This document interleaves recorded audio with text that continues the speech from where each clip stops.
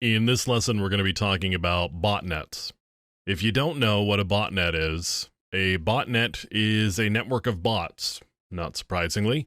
And what we mean by a bot is it's a computer system that's got a piece of software that basically turns it into a zombie or a robot carrying out the wishes of some master somewhere. And so what we've got is a network of all of these little slaves or zombies running around performing tasks given to them by a master from a command and control server network. Now, typically botnets are used in carrying out criminal activities or annoying activities. For example, spam. You could argue in some cases that spam is illegal, but it's certainly annoying, and botnets are sometimes used to send out spam. They are also used to spread viruses and perform attacks and just generally commit other types of crime and fraud. So that's what a botnet is. Now, why are we going to study botnets? Well, one of the reasons for studying botnets is you may actually run across botnets as part of your ethical hacking activities, and it's useful to know what it is and how it operates. You also may have a very slim chance of actually deploying your own botnet as part of your ethical hacking activities, and so it's useful to understand what botnets are from that perspective. That's sort of dependent on the rules of engagement you have with your target as to whether a botnet would be useful for you.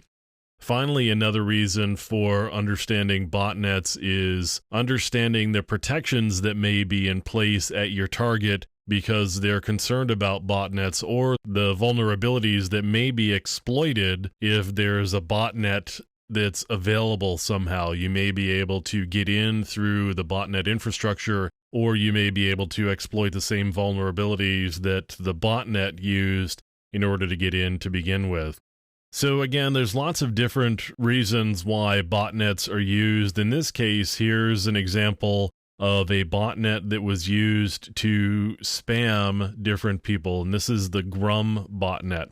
And there was some activities by different engineers who were involved in taking this particular botnet down, and there have been a lot of activities actually in recent years focused on taking different botnets down. Occasionally in the news, you'll hear stories involved with the FBI and a command and control network. DNS changer is a fairly recent example where the FBI was involved in this particular botnet that had this DNS changer software, and so they took control of the command and control network in order to extend its capabilities so that people wouldn't lose their internet because they no longer had working DNS. So here's another botnet here, and we've talked a little bit about Zeus. And Zeus is a botnet, but what it really is primarily is a toolkit that provides somebody with the abilities to build and administer their own botnet. So Zeus is a toolkit that generates this piece of software that can be installed. And the interesting thing about Zeus is that it's one of those things you have to purchase. And you can see here where it's talking about the latest version of the toolkit typically sells for about $700 only to trusted buyers. So it's not one of those, hey, I want to buy this, and you can just go down to your local computer store and buy a copy of Zeus. First of all, you have to know somebody who has it or is distributing it, and you have to be trusted by them in order to actually purchase it. And we do have a copy of the Zeus builder here. We've looked at this before. We will be looking at it in subsequent lessons a little bit in more detail as well. So that's the Zeus builder. Now, botnets actually go back for several years, and we've talked a little bit about the history of botnets and where they got their start. Here's an example of an analysis of one of the very early botnets called the Tribe Flood Network. And the Tribe Flood Network is written by a guy by the name of Mixter, or he goes by the name of Mixter. And the Tribe Flood Network is used on compromised Unix systems on the internet, and it was used to implement distributed network denial of services, doing things like ICMP floods and SYN floods, UDP floods, and Smurf-style attacks, which end up having the same sort of result as an ICMP flood. You could also get just a shell on the system of the computer that had this particular botnet client installed on it. So this goes back to 1999, and we were dealing with some of the early proof of concept origins of botnets at that point, and certainly by early 2000, we were dealing with the repercussions of those botnets as they were used to take down a number of sites on the internet or partially take them down.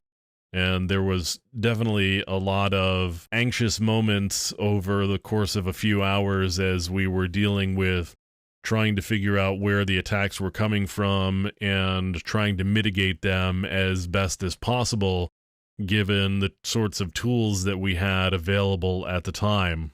So again, botnets may be something that you run across for a variety of reasons. You may actually need to be able to implement one yourself, or you may be able to take advantage of vulnerabilities that they have either introduced or taken advantage of, or just in general, a company that's got a botnet or a target that's got a botnet installed inside of it.